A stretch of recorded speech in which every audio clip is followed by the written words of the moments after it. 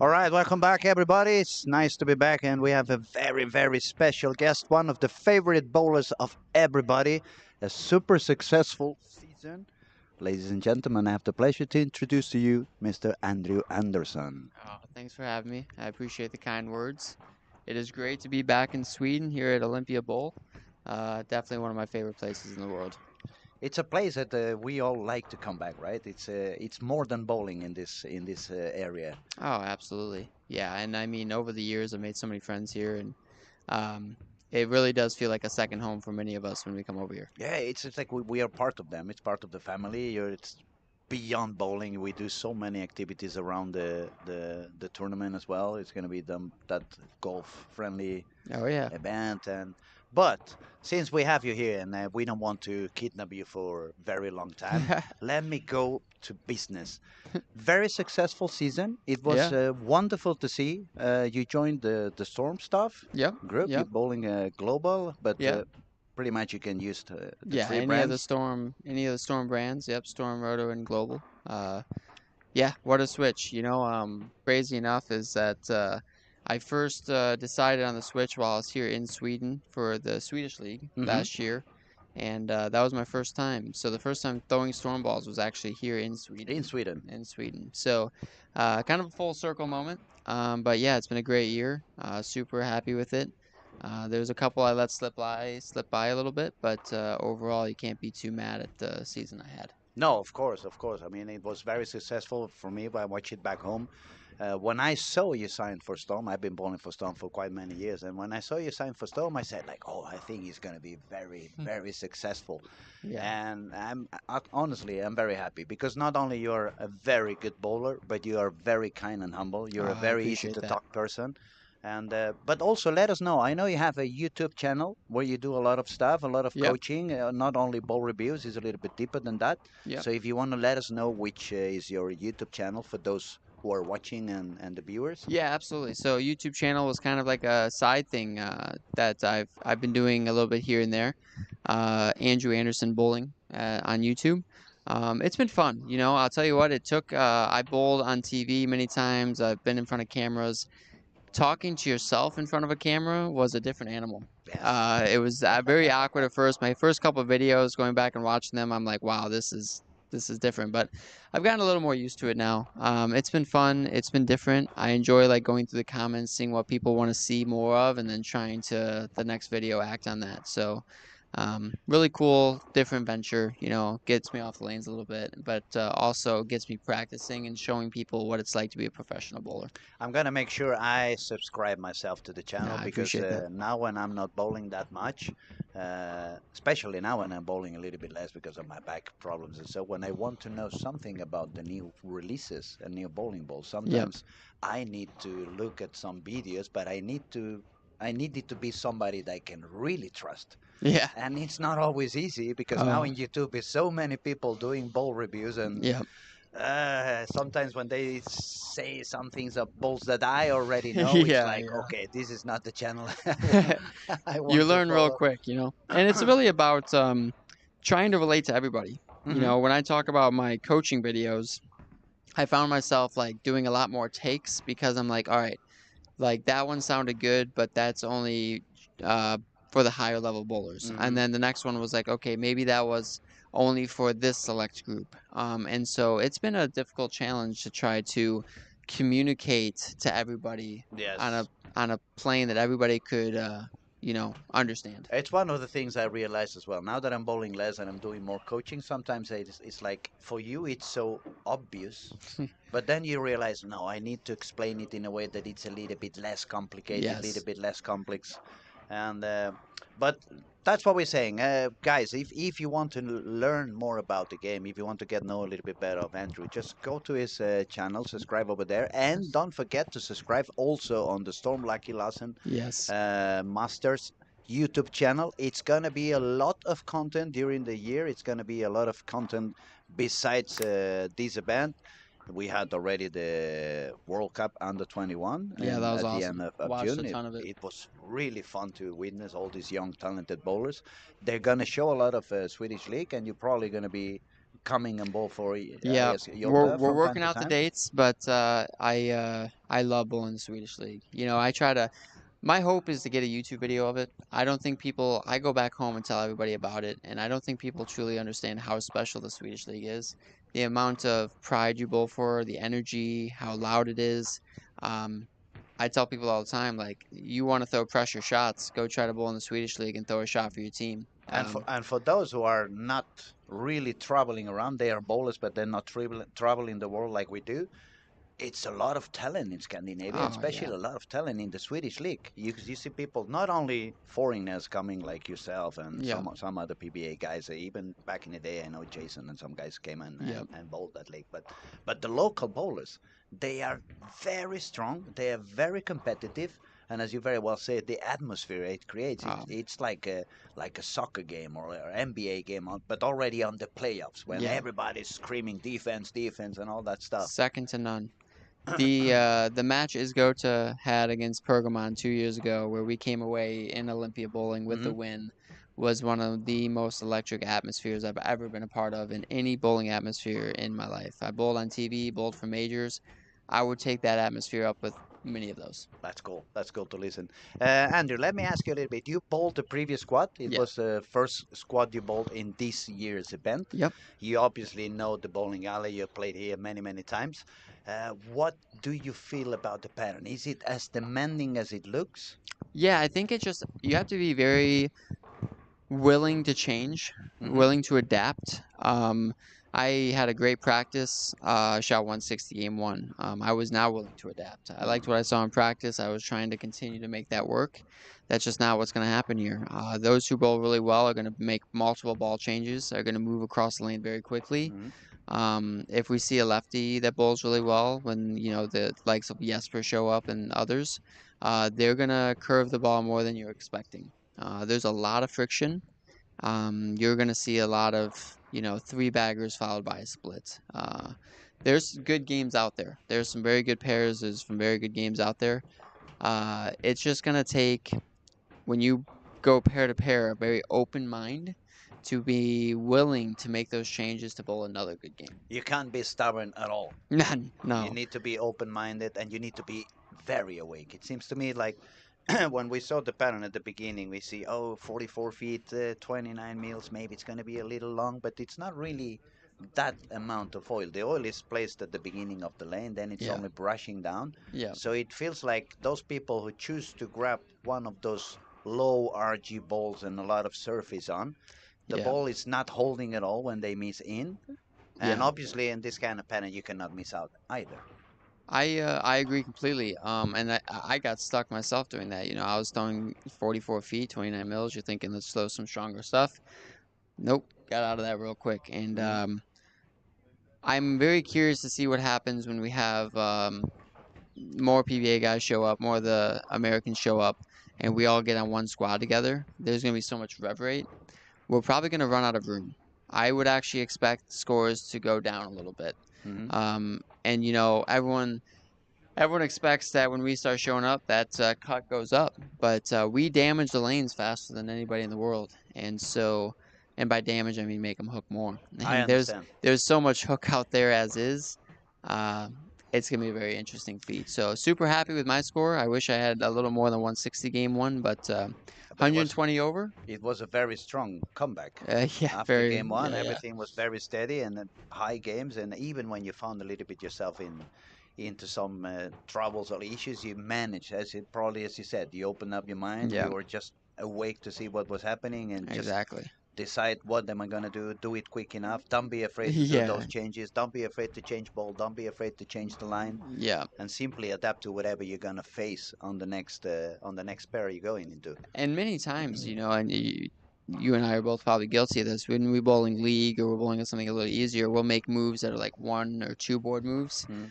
I made more five board moves today than I have in a In a long very time. long time. In a long time. And so that's where the open mindedness comes in. Like, hey, your ball hooked a little bit, you should probably move a lot. And Yeah. so, yeah, I'm curious to see how this plays out.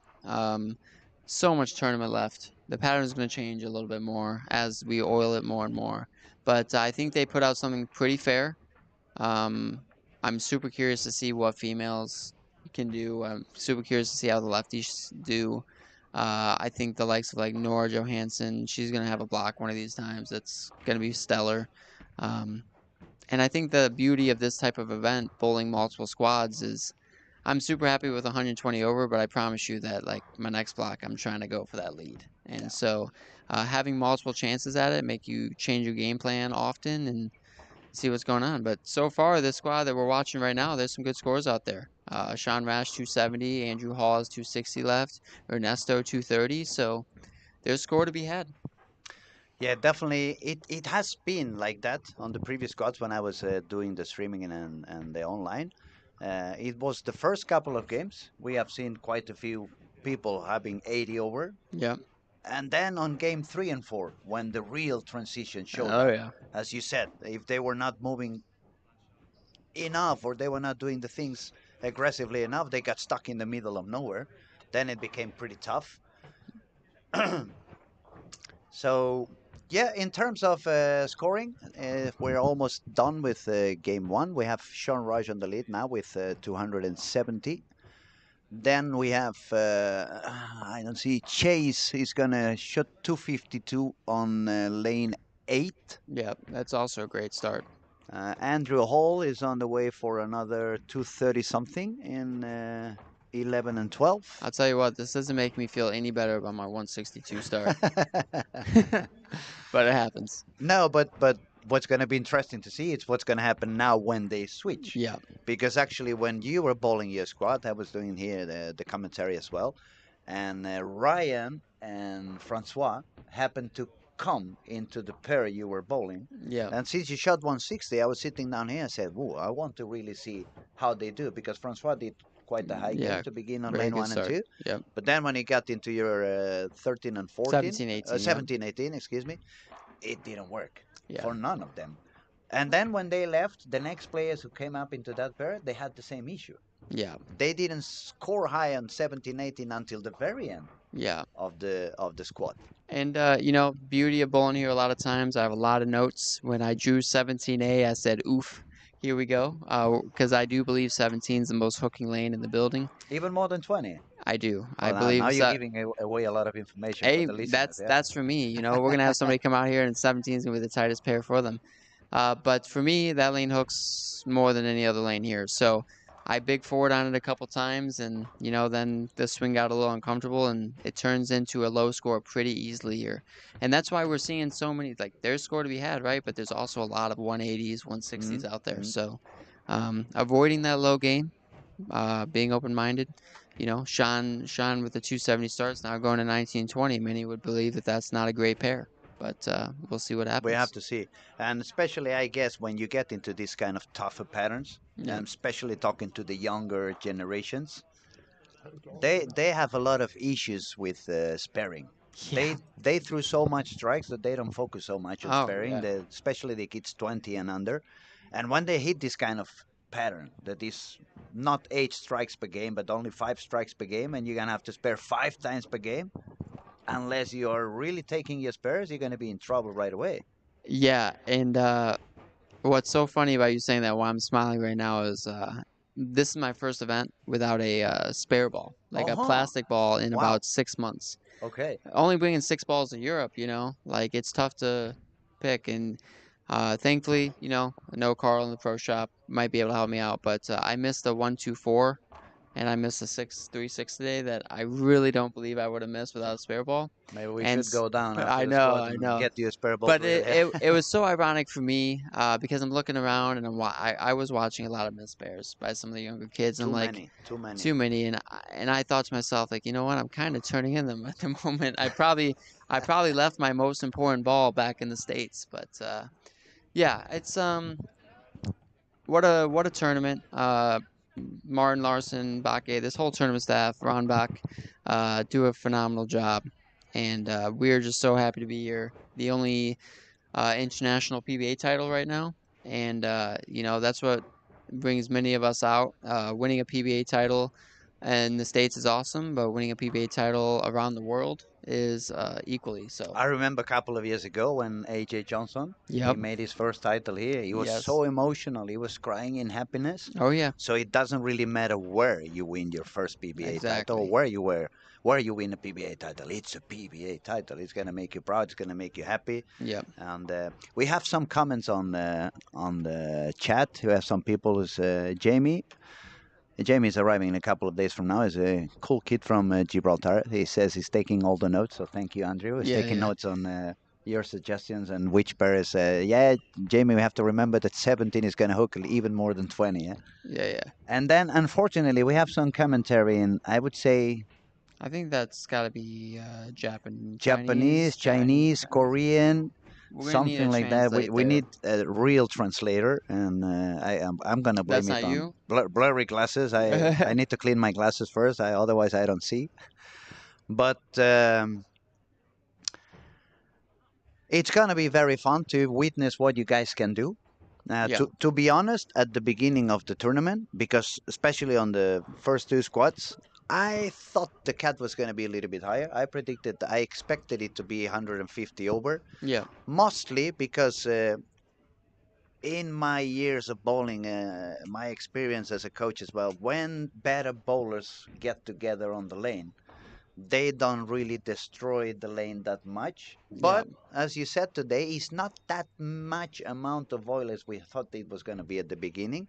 So when many of you start using that same spot, it may end up becoming I think way we're too going burnt. to. Yeah, and we're gonna cliff the lanes. When you get a squad with the likes of me, Rash, Dom, Ryan Barnes, you name it, all the guys coming over, Andrew Hall, Chase and Do on the pairs at the same time, we're going to cliff them. And what I mean by that is the friction is going to become way too dry and the oil is going to become way too long. And so we're going to start missing left and the ball's going to go too far. We're going to miss right and the ball goes left. And um, I think we're all kind of preparing for that. Come Thursday, come Friday, uh, those um, those really rev rate loaded squads, those are the squads I'm most interested in Hmm. because they could be very high scoring, they could be miserable.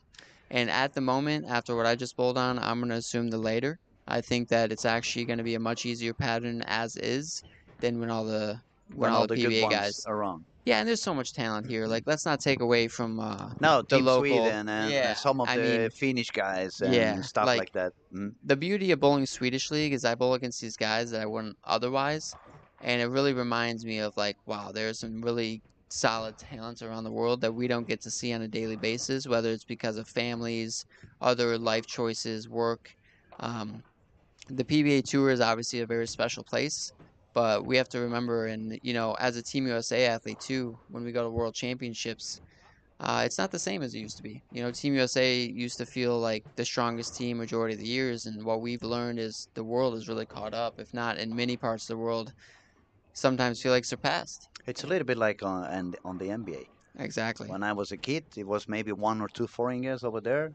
One guy from Lithuania, Sabonis, and maybe Petric from Exactly. Yugoslavia. Now, MVP the last couple of Yeah. years has been a guy who Giannis is a is the same. foreigner, Nikola Jokic. I Nikola mean, Jokic, and the other guy, Doncic. Don Luca. Yep. It's crazy. Yeah. Exactly. And that's what bowling's kind of, turning into a little bit.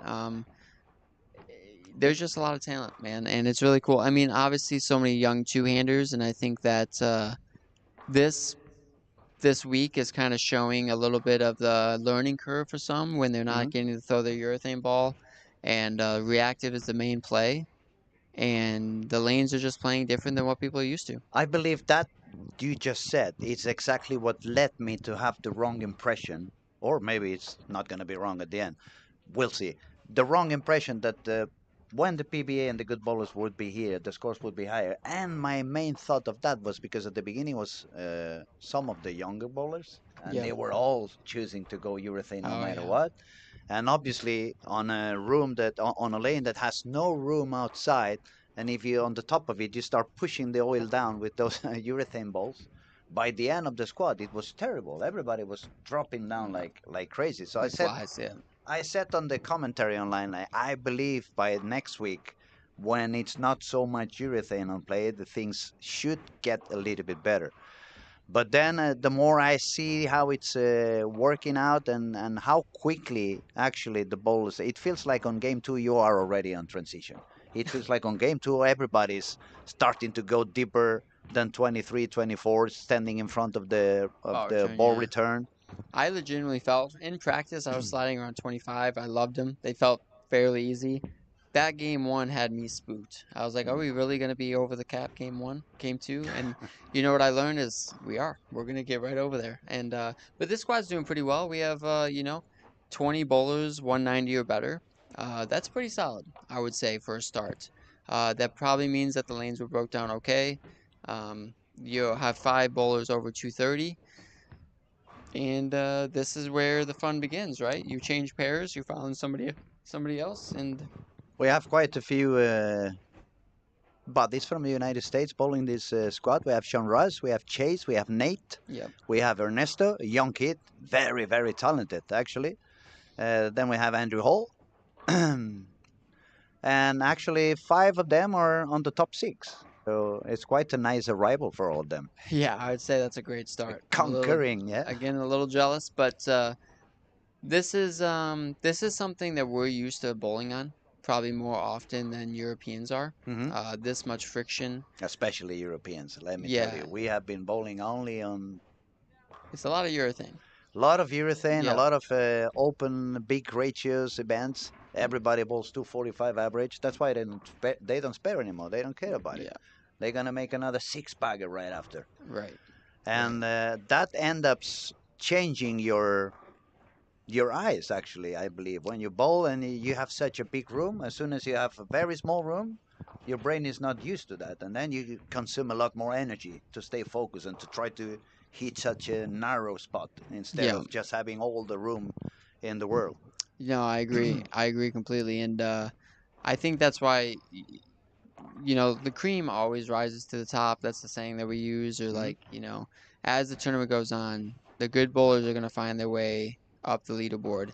But what I think that people are doing right now is learning. We bowl a lot of squads. Everybody bowls a couple squads. Uh, and it is so great to get off to a good start.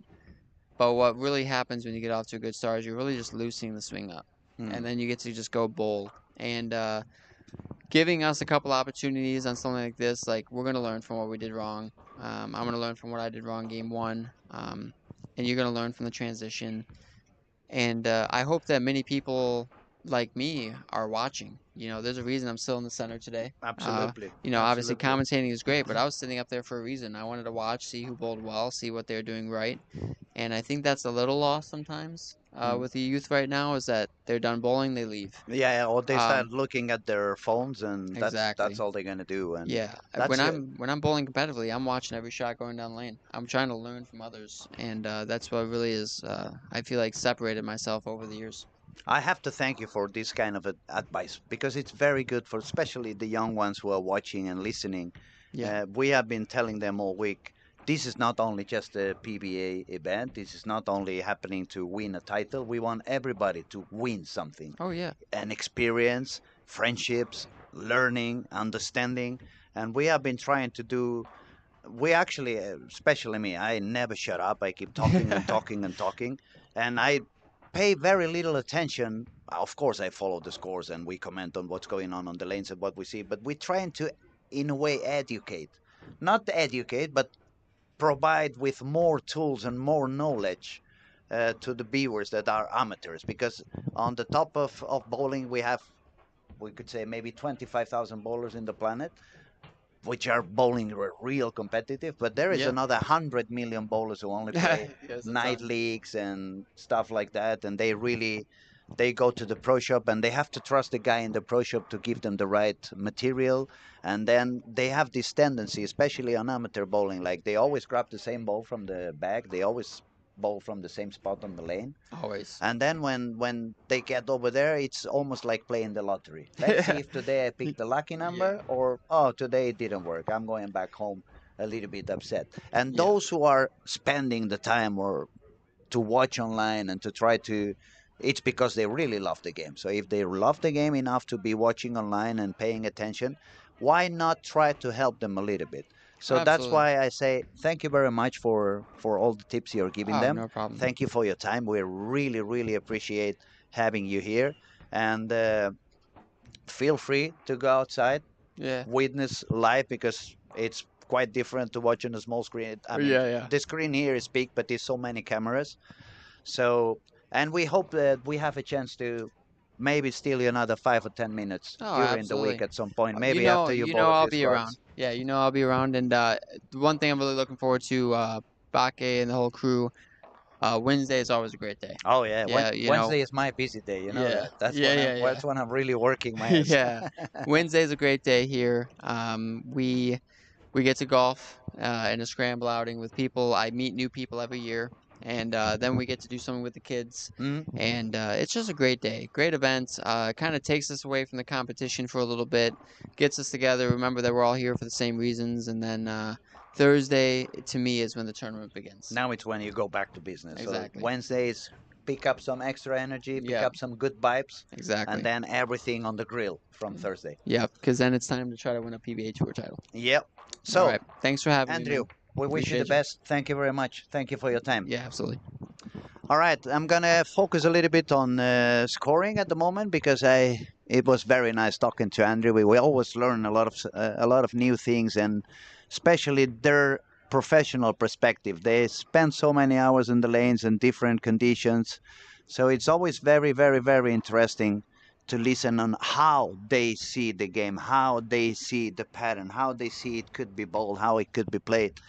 Uh, so, as I was saying, I'm gonna go back into scoring. We had Sean Rush on the lead with 270 on the first game. Now he's bowling on lane 19 and 20. If you go to lane 19 and 20 camera, you also have Ernesto Reynoso. He's also from the United States, a young kid with a lot of talent. He does it very, very good. He's a two-handed bowler. Ernesto shot 233 on game one. He's now got a double and an open frame. He just doubled again, so he's above par. Then we have to find a Nate. We have to find, let me see, who else did okay? Nora. We have Nora bowling this squad also. She shot 204 on the game one. Now she has strikes per triple. It looks like she's getting used to whatever she needs to do on the lanes. And as we said on the previous squad, she's super, super talented, and we can expect her to do pretty well all day long and in pretty much any kind of condition.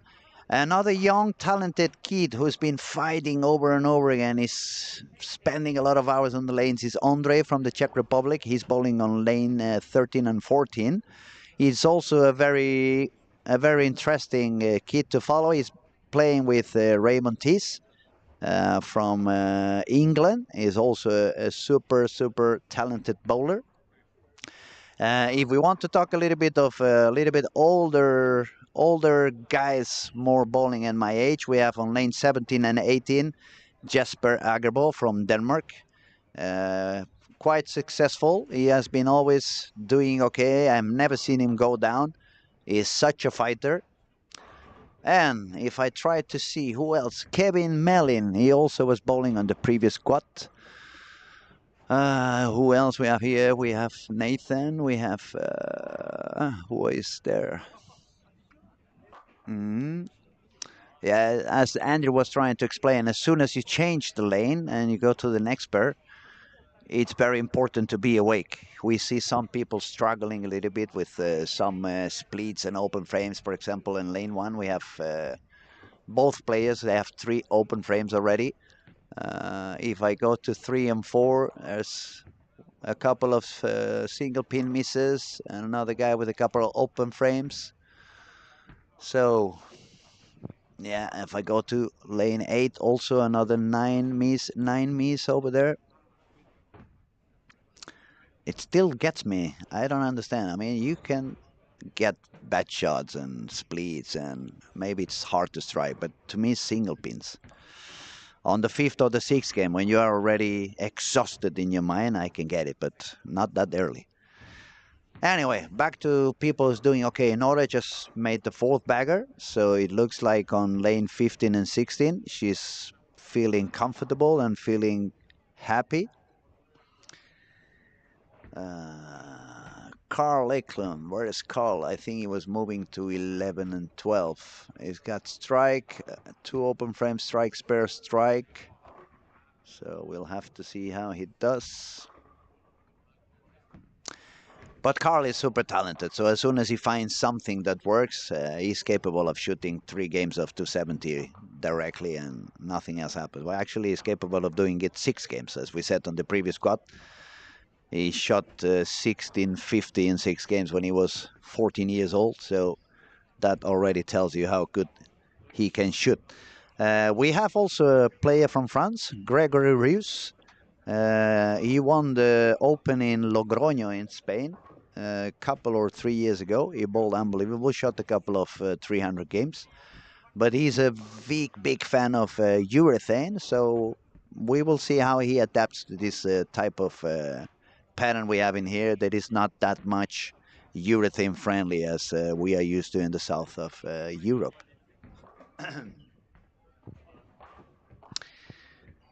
Again, as always, if you want to ask something, if you want to do any comments, feel free to do. And also remember to subscribe into our channel if you haven't done it yet. It's completely free, 100% free. And it's not only for this week, but it's going to be a lot of things happening during the year. You're going to see more big events like this one. You're going to follow the Swedish National League. And as I said, you only have to click the button, click the mouse, you just subscribe. It's 100% free.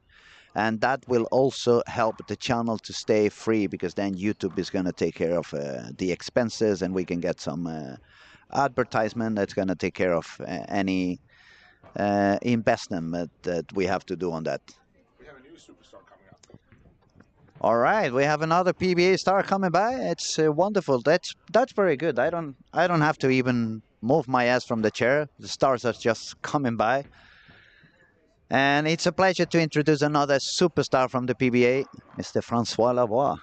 Hi, how's it going? I'm pretty good, pretty comfy, just sitting down. Andrew was sitting here. He has given us a little bit of his point of view of what was going on.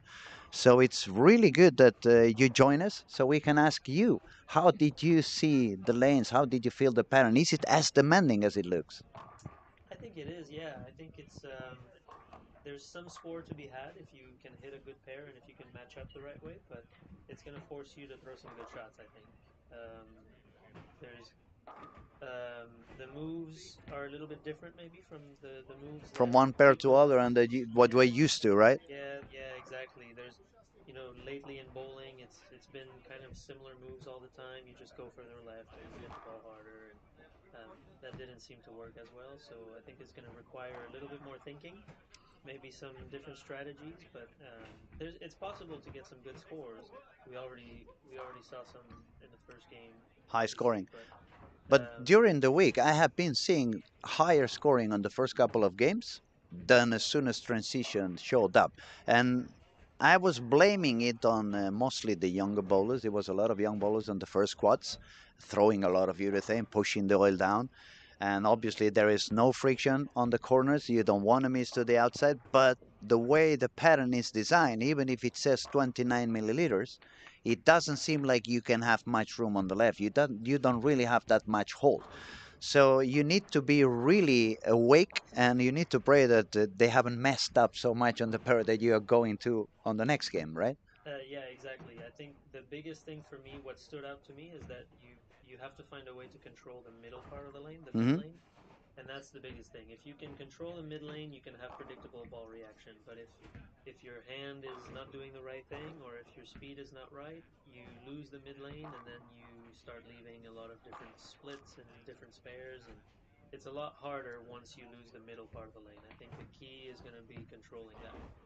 And now for me, it's I understand it. I'm been bowling for many years and coaching as well. But for those who are watching online and they may be a little bit more into the amateur bowling, the night league bowling, how would you tell them? How do you actually try to control the middle lane? Because people is more or less into the basics. I give more surface if I see a lot of oil, or I choose for a shiny ball if I see it's getting dry.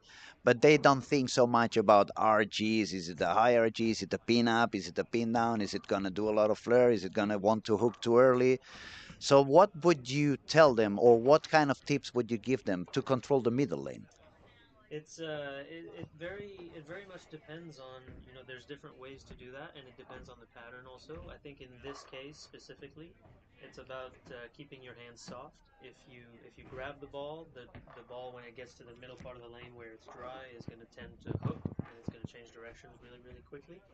And if you try to throw it too hard because you see it hooks, then it's going to go past the mid lane and get to the tight part of the lane, down lane. So it's really about controlling your release, just making sure that your hand is soft enough to to control that mid lane. That's really how you do it. If you get too quick with your hand, or if you try to hit the ball too much to try to create some ball motion, it's not good. You have Then to be you're soft gonna with your start hands. going into that over under. You increase the speed, it's not gonna come back. If you grip it too much, it's gonna read way too early. Exactly. That's funny you It's say that, really because I was actually trying to explain that yesterday. Like, it looks like this pattern would be more friendly to the old school bowling, like I used to bowl. More of the follow through. Let the ball do the job. Don't force the ball to do the job. And especially as soon as it starts burning and burning and burning, and you move deeper and deeper, but you don't have any room on the inside of your line. If you start gripping it, it's not gonna work. If you start pushing too much, then it's not gonna come back.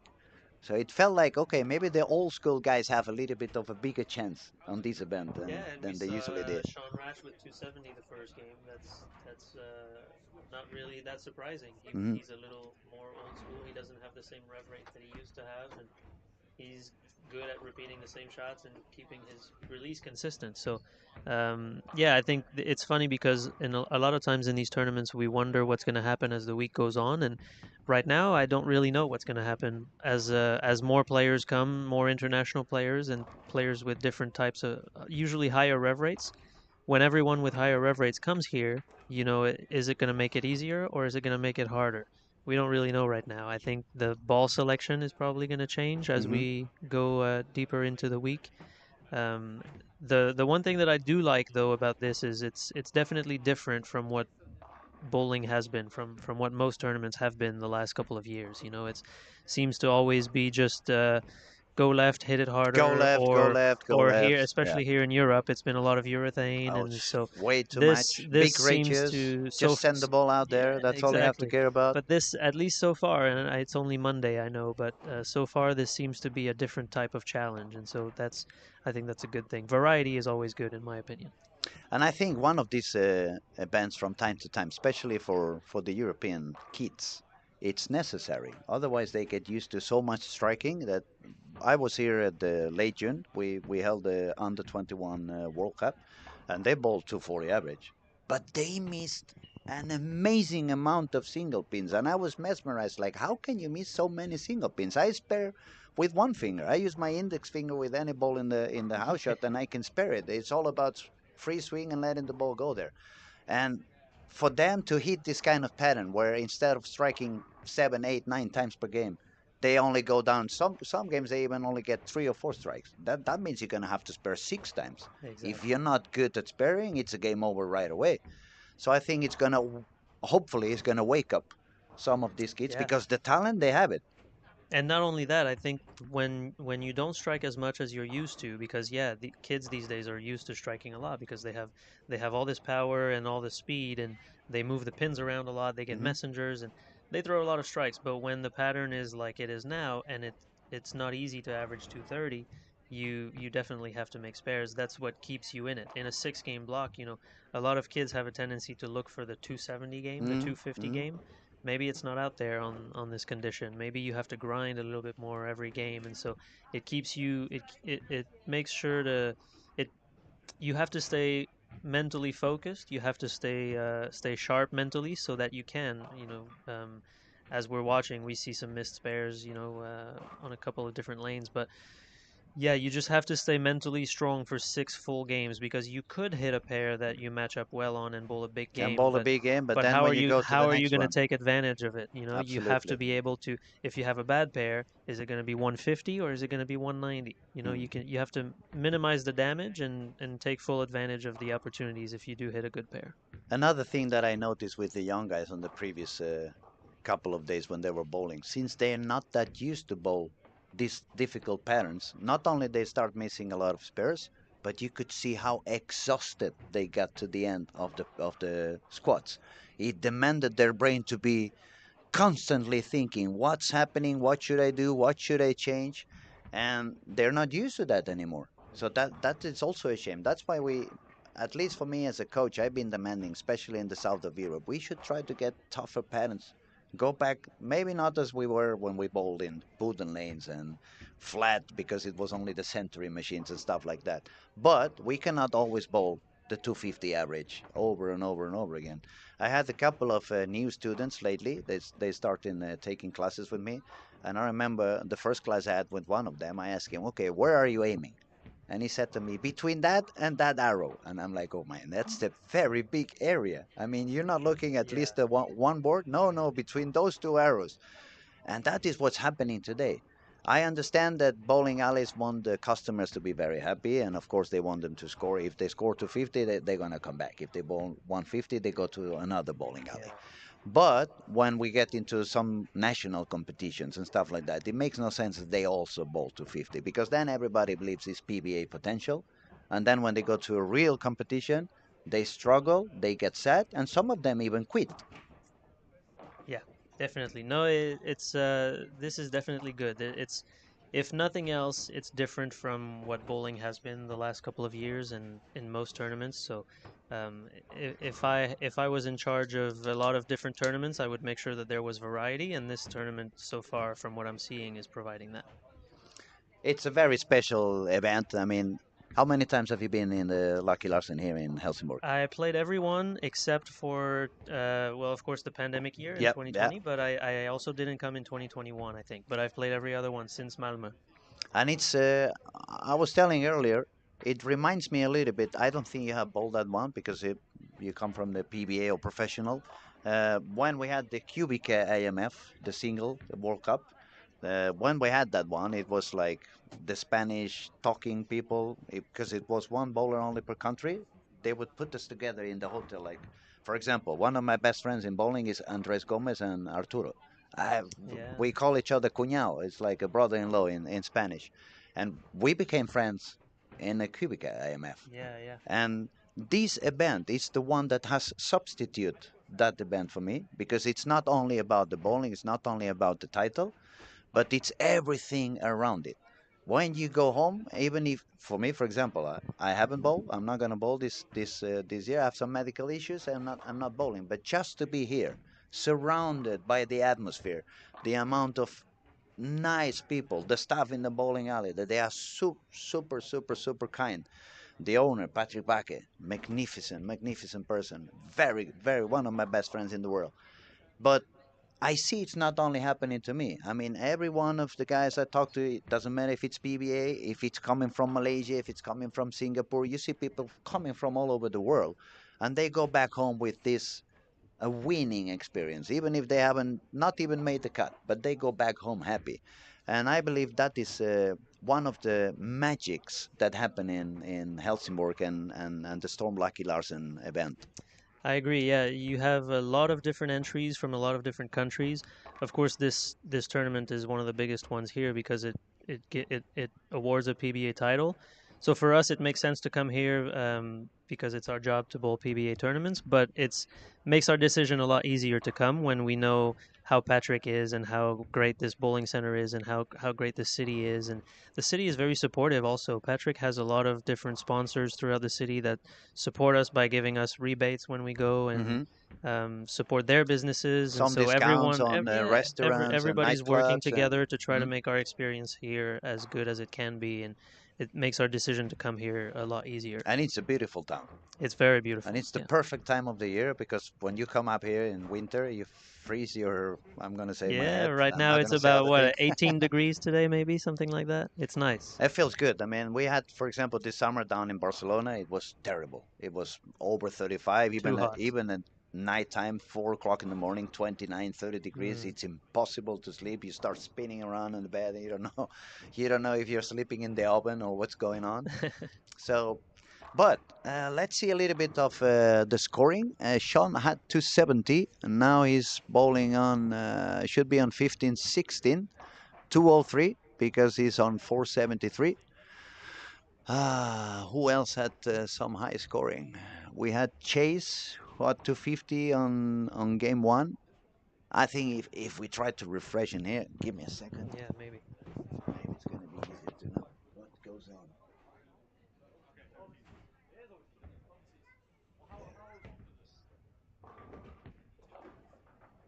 Hi, not yet. Well, and while you're trying to refresh, you were talking about the different PBA players. I feel like every time I come here, I see some new faces. Word gets around, especially I can speak for the PBA guys. When we go back to America and we play the PBA Tour, everyone is talking about how great this tournament is. And so now you see someone like Chase, who's in second place. He was an exempt player on the PBA this year. Now he decided to come here. And Andrew Hall is in sixth place. He was a player on the PBA Tour who decided to come here because word gets around. Everyone, if you do a good job and you treat people right, people are going to want to support you, and that's what's happening here. There's always some new faces every year I come here. And I would say everything started back in 1995, 1996 when Timmy came for the first time. Yeah. It was Timmy, it was Bill Hoffman, Yep. and Bill Rowe from Canada. Yeah. You know Yeah. Billy? Yeah. Of course. Yeah. Yeah. And we had a lot of fun. They treated us so well. It was an amazing experience. And that summer, that was some tournament. It was held in Eastern times, and already by that summer, more of them came back for the Danish tour and the Swedish tour Sure. in August. Sean Rush started coming back then, and ever since it has been increasing. And I think it's also wonderful that you guys have this open heart to, in some other sports, when you try to talk to the superstars, they are very difficult to talk to. Sure. It's not easy to access them, and for the good of our sport, I really thank the guys like Andrew, like you, that are super open, super kind, super humble, easy to talk to, open to help other bowlers understand what goes on, and it's the only way we're going to keep on growing. If we really have that dream that has been going on forever to become Olympics, we need to keep growing the sport. We need to make people understand what goes on. We need to help them feel the will to go to the bowling alley more often. And the fact that the best bowlers in the planet can travel around and can give us some of their experience and some of their perspectives, I think it's really magnificent. So I thank you so much for your time. I thank you very much for your contribution. Obviously, I believe it's going to be the same situation for you as Andrew. You probably stood in the bowling alley because you want to witness live, see what goes on, see how the lanes are changing, try to learn as much as you can. And I know it's Yeah. not so easy when you're sitting in front of a screen. So whenever you want to get up and get out there, feel free to go. Yeah. No problem. And Sounds good. but as I said, it's a pleasure to be here, guys. If you have any questions, I see some people is. Can anyone hear Frankie? And now I can hear him now. Okay, so it felt like the sound was a bit gone for some second, Okay. perhaps. It's already solved, and it was some time ago.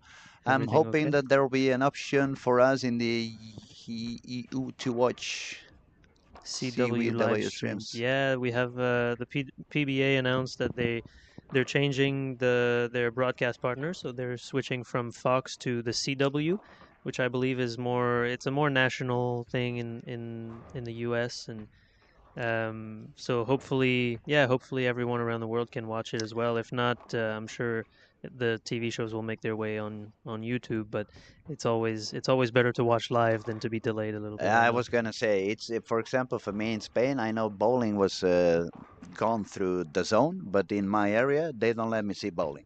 So I had to connect into the zone, even if I'm paying for football, basketball, whatever they show. I had to get into a different IP, so it would think I was in the United States, and So then you could it get would the show me. channel. Otherwise, Yeah. it was no chance. Yeah. It's difficult to reach everybody. It's unfortunate too. I wish we could. I wish there was something we could do to reach everyone. I think it's one way to grow the sport is to make it available to as many people as possible. Okay, now we have our technician is back in the house and is refreshing the scores. I tried to refresh them a couple of times, didn't work. So I'm gonna update. We have Sean Reich on the lead now with 73 over. Andrew Hall, also from the United States, 57 over, and Nora Johansson, terrifically talented girl from Sweden, on 449 already, and she started with no, inte Nora.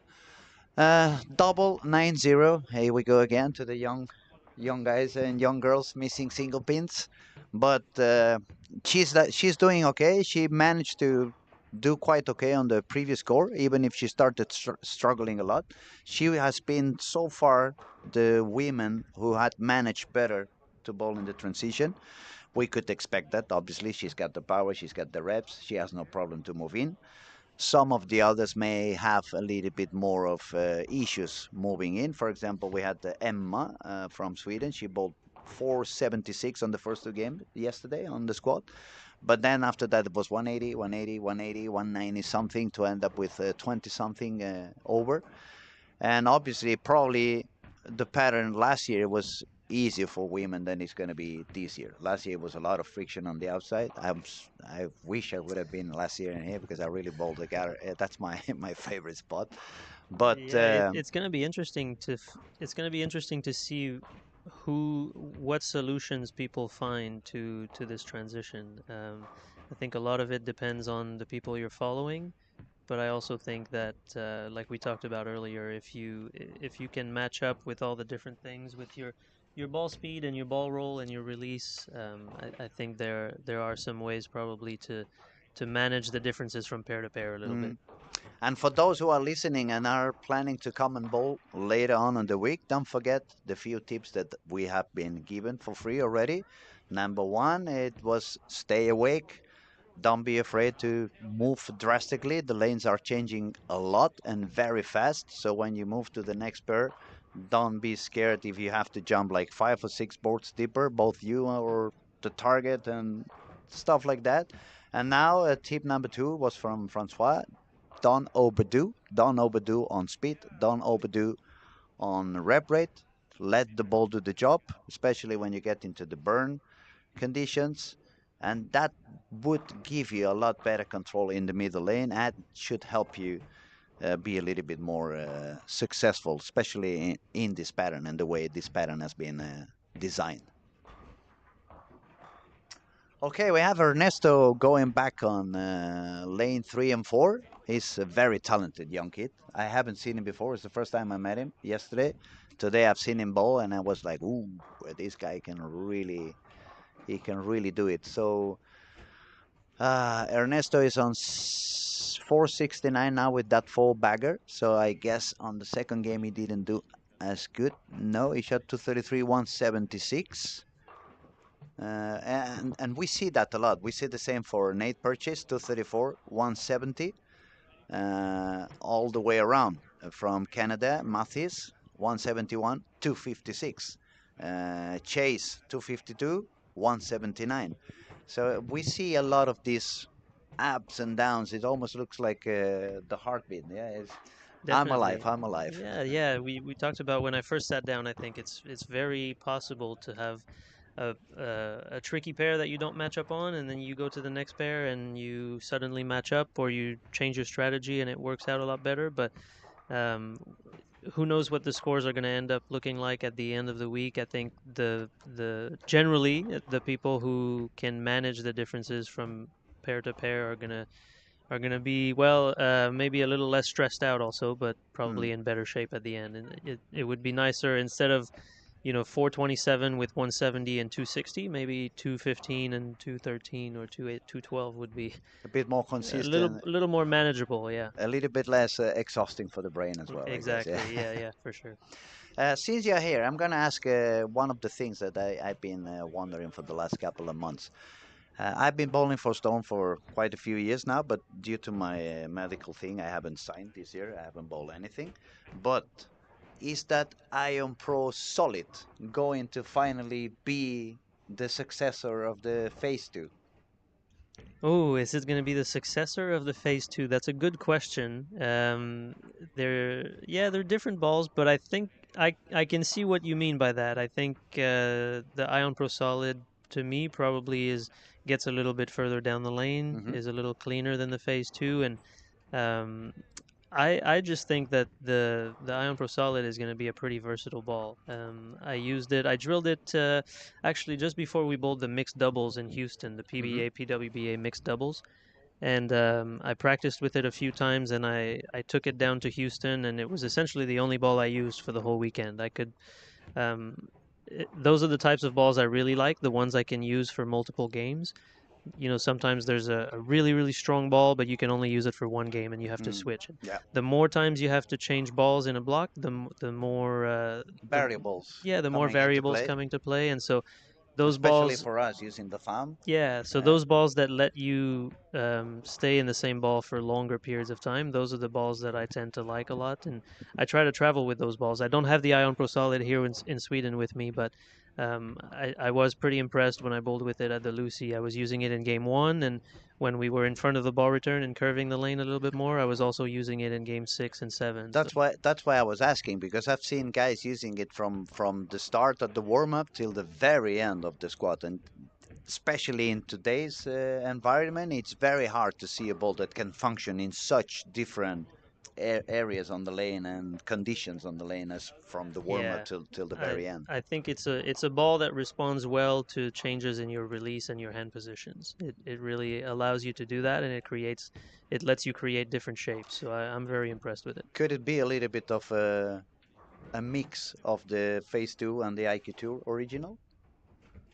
A little bit. I think it to me it flares a little. It flares more than the IQ Tour. Hmm. So I think it's to me it's pretty different from the IQ Tour. I Okay. think it's a little bit closer than the Phase 2, but um, just a little bit, yeah, cleaner than the Phase 2, and maybe the potential to be a little bit more angular as well. And now one of the balls that I'm really sad to see it's not remaining on the factory is the Tour Dynamics. Oh, really? I You like that really ball a love lot? that ball. You know why? Because bowling in Europe, I have to bowl against the Purple Hammer all day long. And since they always have the tendency to have these open lanes that everybody ends up bowling at least two-handers with very high speed between the second and the third arrow, and they keep the break point around 5. The Tour Dynamics allow me to stay on the outside of that. So Yeah, then I yeah. would use the Purple Hammer as a hold, and I became a lefty in a way. Yeah, very nice. So you didn't have to move as much, No, and I didn't move at all. you're Maybe not scratching your head one as or two often. boards in 6 games, and I was like, Jesus, that reminds me when I started bowling when I was 10. Yeah, Not yeah. anymore like the The way it is today. the tour. It's interesting. The Tour Dynamics, I think, was one of those balls that um, there was it's very niche. Like some people really really liked it, and some people didn't really find a use for A it. use for it, yeah. Yeah, so it was like one way or the other. Whereas everyone has a phase two, everyone can use the phase two. Mm. But the tour dynamics, yeah, some styles were really really well suited for it, and maybe some styles weren't as well suited for it. And I was thinking about this pattern, for example. Very little room. So a ball that I can trust and is not going to make too much flare and don't do too many crazy things, but still have the power. I said to myself, maybe that's the one I would use at the beginning in here. Yeah, Even I if could. it's a little bit deeper, but I can also spin the hand a little bit more so I can generate that extra angle that's not going to give me because it doesn't have such a high differential or high flare. Sure, depending on the strategy, I could see that ball being an option. Yeah, if you're trying to maybe stay a little bit straighter, if you're not trying to hook the ball too much, especially on the fresh, I could see that. And I I think think, excuse me, I think I liked it also very much because it's one of the few ones, not including the AI, the amplified inertia. And for me, I'm getting older. I'm having more pains. So my speed has gone down a little bit. And as soon as the RG goes down, it's like, oh man, every single ball seems to be reading a little bit too early no matter what. yeah. So it's a lot of 10 pins. Thank God I'm a good sparer, but but I get exhausted because then I have to make 2 shots every time. You know what I mean? Yeah, no, I get it. I think we talked about it with tournaments earlier, how variety is a good thing. So when Storm builds those bowling balls, I think they look at something very similar. They want a variety of bowling balls to make some complete arsenals for players trying to bowl in these tournaments. Another ball I really loved, it was the IQ Tour 78. That ball it woke me up. Not only it woke me up, since bowling has becoming, as you were saying, more rapid, more grip it, move left, grip it, move left, and I can do that. But it was never my A game. My A game was more Walter Ray. Understand me? I love to move out to the gutter, bowl the gutter, let the ball do the job for me. And when I was a kid and I was bowling out there, when I was feeling on fire, I would turn around and say, "Who's Walter Ray?" So when that ball came out, because it hooked a million boards less than any of the reactive resin I had in my bag from the storm, even Yeah. the tropicals. It doesn't matter when it's so dry. They just jump to the left. As soon as I grabbed that ball out of the box, I couldn't use it. Obviously, we don't have enough oil in the south of Europe, especially in Spain. But I got it shiny. And as soon as I got it shiny, all of a sudden it was like, oh, I'm back to an Excalibur, or I'm back to a Turbo X, or one of those Yeah, early yeah. middle 90s reactive that Well, you could I bowl was far I was gonna outside. say it probably reminded you more like the old school urethane balls. It Absolutely, just tends absolutely. to hook early and then it keeps going a lot straighter. That ball is really, really good if you need to go straight. Keep your angles in front of you. It's been really good at that. And it hits, for me, it hits a lot more than I ever managed to do with the pitch black. The pitch black, I always had the feeling that it either overhooked or it never hooked. Mm-hmm. This one was a lot more easy to control, easier to understand, or more predictable, I would say. Yeah, I At could least see. for me. At least for Yeah, me. I could understand that. Yeah. All right, scoring. We have some strikes going on. Ernesto had to split on the sixth frame, but he's running a lot of strikes. We have four bagger, and I'm not surprised to see another nine miss from time to time over here and there. Uh, we have Karen. She's Karen bowling on lane one. She's from Denmark. She bowled under 21 here in Helsingborg at late June. She was bowling super good, old school, letting the ball go, but she was bowling far outside. That event, it was a lot of friction on the corners, both sides. So the kids really bowl. Everyone bowled the purple hammer, obviously, Yeah, yeah. but they bowl on the gutter, and they did really, really good. I was talking a little bit with her at the end of the previous squad, and I asked her, "So how do you feel now? It's complete different. Eh? You have to jump deeper. You cannot grab that purple ball." But she's very talented. She does it very good, and her sister is bowling somewhere as well. She has a twin sister bowling in here. Uh, we have Sean with a couple of open frames, so he seems to have slowed down a little bit his scoring pace. He's already 14 over. If he strikes out, he's going to go on 74 over, but that would mean he made 270, 201, 2, sorry, 203, 201, 201 if he strikes out. And Chase is on 575, so that means if he strikes out, it's going to go all the way to 224, and that would put him on 655. yeah, 55 over. Nobody's really going super high anymore. Well, it's what you said when I first sat down. The first game The first tends to two be high, games. but then you have to go to a different pair, and Mhm, sometimes mhm. it's a little trickier than the players would like It's it to be. also tough because you want to take, at least when you're a little bit more experienced, you want to pick an eye like, okay, what are they doing on the next pair I'm gonna hit? But when it's 3 games or 4 games, it's too many pairs away from you, so there's no way for you to, if you go there and see, then you lose the pace on what you're doing here, you lose the concentration what you're Yeah, and doing on. sometimes you you don't necessarily have a great understanding of what your own pair is doing, so you have to figure that out at the same time. And also here, the players on the left lane move to the left, and the players on the right lane move to the right. So it's really hard to keep track of everybody and what's going on everywhere. The interesting thing with having 20 lanes and the moves skipping a pair all the time is the players finish the sixth game on the pair that they started on. So um, some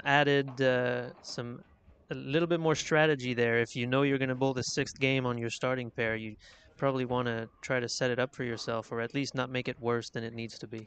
At the beginning of the week, I would have said it would be a great idea to just make the ball dull and make some area on the right. But now that I've seen a few squats and I see how quickly it dries up, maybe if I had to bowl, maybe I would do a lot of spare shooting on that warm up. So I would try to keep some hold for when I arrive at the end of the Yeah, squat yeah, on the last game on that pair. So as you can see, we're trying to give you tools to manipulate what you do on the lanes. There's many ways that you can manipulate. You can create area not only by drying out the outside of where you are shooting. We're not saying right and left because it's lefties and right-handed, so we better talk outside and inside. But you can also make your lane a little bit easier by pushing the oil down on the left of your target.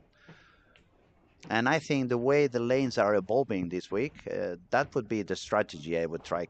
I would try to go on with. Find my spot. Okay, now I have my spot. Now I'm going to make the lane a little longer, maybe 5 boards deeper than when I'm standing. Because obviously, if I do it only 2 boards, it's not going to be me who's going to use that hole. It's going to be the one yeah, arriving right after me. exactly. Here the lanes are demanding, says Joe Bowler. Well, they are pretty demanding, as what we're trying to explain. The pattern already and fresh is not that easy. It doesn't give you that much room into any of the sides, but also the way it has been designed, it's for you to try to understand what goes on all the time, and you really need to pay attention not only at the heads, but what goes on in the middle of the lane and where you want to put your breakpoint, and especially where you never want to put the ball in your breakpoint. But Francois is going to explain a lot better than I can do. Yeah, the lanes are demanding. We talked about it a little bit earlier. Um, you just the lanes will reward you if you make good shots, but you have to find the right solution or a right solution. There's, I think, a few different ways that you can attack this pattern, but you definitely need to be doing the right thing and you need to be repeating shots. It's not as forgiving as some other patterns, and of course, already we're seeing a lot less urethane than probably we're used to in the European tournaments. Hmm. So yeah, the players are going to have to be a little bit more consistent than they're used to, maybe with their release and their speed and all those different variables. It's a lot of factors going on. As we said, that's the reality of modern bowling. It wasn't like that 40 years ago when we only had 2 balls in the back and the lanes were wooden and the oil was flat. Now the balls have a lot more strength in their chemistry. The oil is a lot thicker than it was back in the day, so it's more factors intervening. The players have twice the rep rates that they have 25 years ago, so that also is going to change the way uh, their balls and their shots are going to affect the conditions. And then on the top of that, the bowling alley doesn't have the same amount of people inside when it's the first squat in the morning or when it's going to be close to the final when everybody's in the bowling alley. We're gonna have a weather change by Thursday. I think I read it was gonna it's gonna start raining from Thursday and on, and the rest of the week is gonna be wet weather. So that extra humidity and perhaps a little bit difference on temperature, that could also be a small factor. And the thing is, when you start adding another small variable and another small variable and another small variable, then it's a lot of factors. So you need to be really, really sharp. You really need to stay awake to understand what goes on, when it goes on, when should I move, when should I change into another ball. Another thing I've been trying to tell the amateur bowlers and the beginners, or not even the beginners, it's sometimes even the older bowlers. Back in the day, we used to think of the balls which one hooks more and which one hooks less. That isn't helping anymore. Now I'm trying to help people look at the balls which one hooks sooner to which one hooks later. It's so many people that they go back home like, oh, today I was so unlucky. I hit the pocket over and over and over again, but I only had 9, 9, 9, 9, 9. It's not a matter of luck. It's you had the wrong ball in your hands. You hit the pocket, but it wasn't giving you the right angle. Maybe it was a little bit too weak, or maybe it was a little bit too strong. If you try to understand the balls that hook the soonest, they need to start coming from a little bit further outside to get the same angle that the ball that hooks a lot later if it stays a little bit deeper.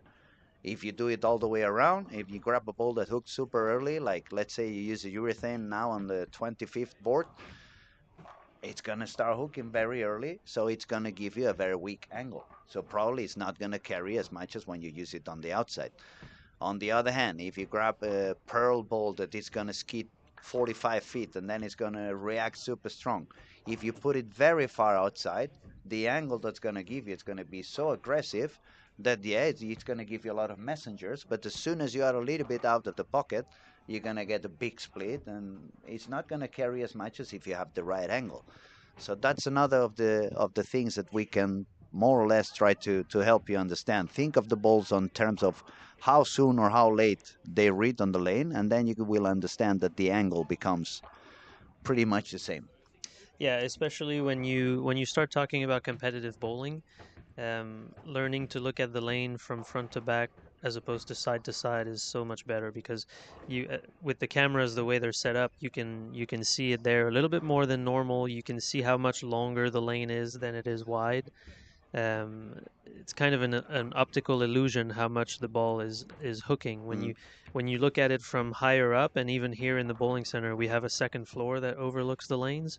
It becomes evident that the ball is really not hooking that much. It's just taking a long time to do it. So um, the most it can hook would be from the first board next to the gutter to the pocket. So about 18 boards is maybe the most your ball is going Hmm. to hook, and it has 60 feet to do it. So looking at it from front to back in competitive bowling is very, very important. It's a lot more useful, and I think it's easier for people to understand once they change their perspective and they start thinking of angles instead of the amount of hook. It should be a little bit easy for them to get that carry, and especially when we are bowling like it is today. Back in my day, you bowl to 25, you made any TV show. Now you make to 25, you don't make any cut. So you really need to make Sometimes. 250 to 60 to 50, generally speaking. But if I need to make 250 consistently, unless I have the right ball in my hands, yeah, I'm gonna hit the pocket over and over again. But if I only do 220, I have no chance. Yeah, you have to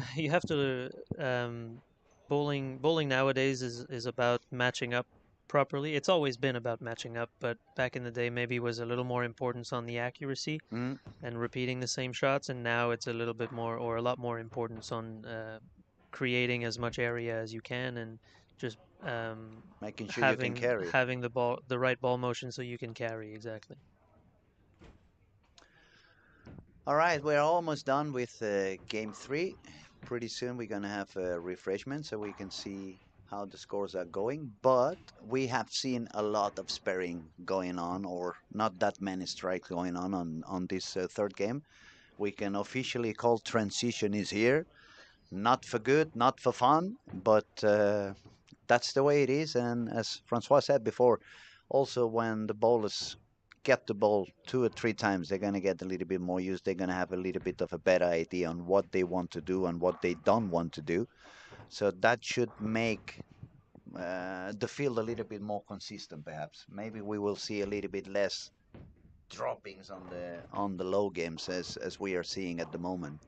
Yeah, we'll see. It's a little bit early to tell. It's still Monday, so we have a whole week to go. A little bit early to tell what's going to happen as the week goes on, but yeah, it could be a good thing when everyone starts playing a similar part of the lane, or it could Or it be could be burning it even more. could Yeah. make things a little yeah, could make things a little tricky.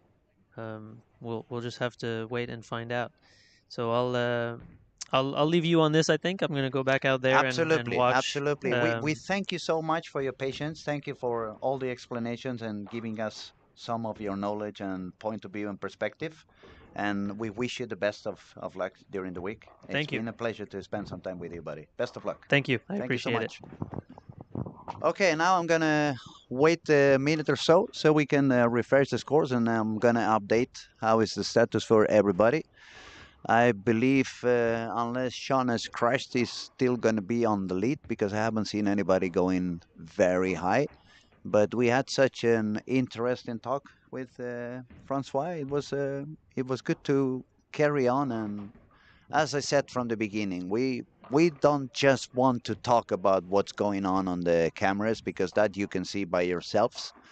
But if we can contribute in one way or another for you to understand the game better and enjoy the game better and learn something about it, and perhaps when you go down to the lanes later on the week, you try different things from what you have been hearing these days, we will be happy with that.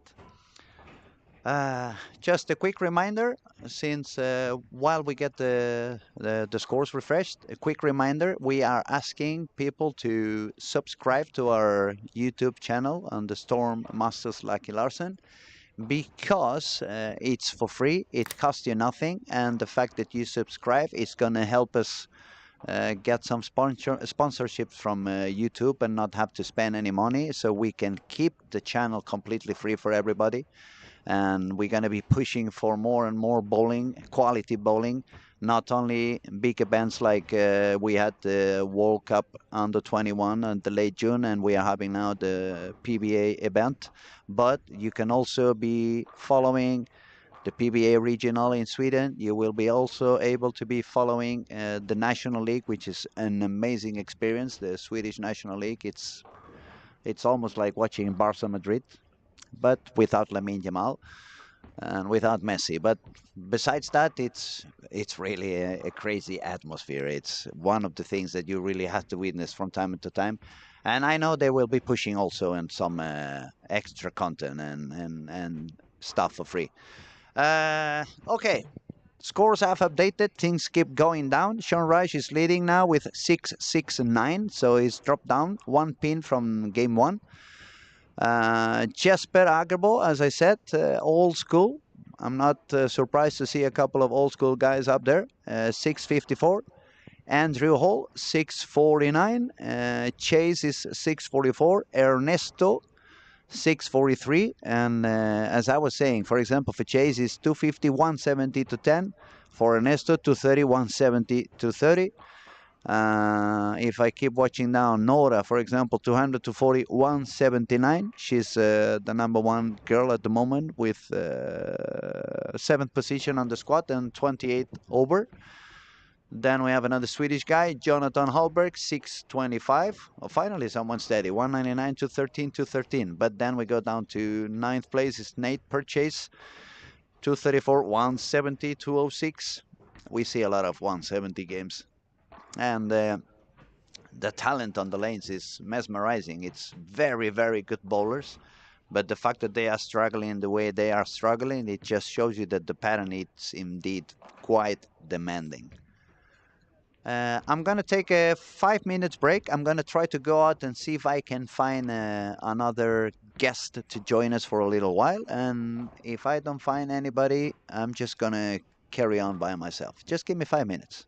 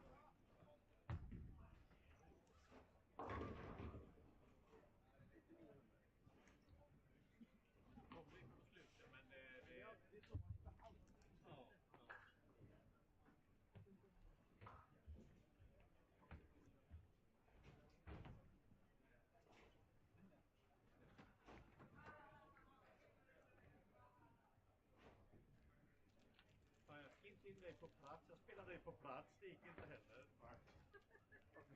Vad fick jag? 9,86. Ja. På 3. Det är tur det är fler starter ju. Ja. Kör på både 3 och 6.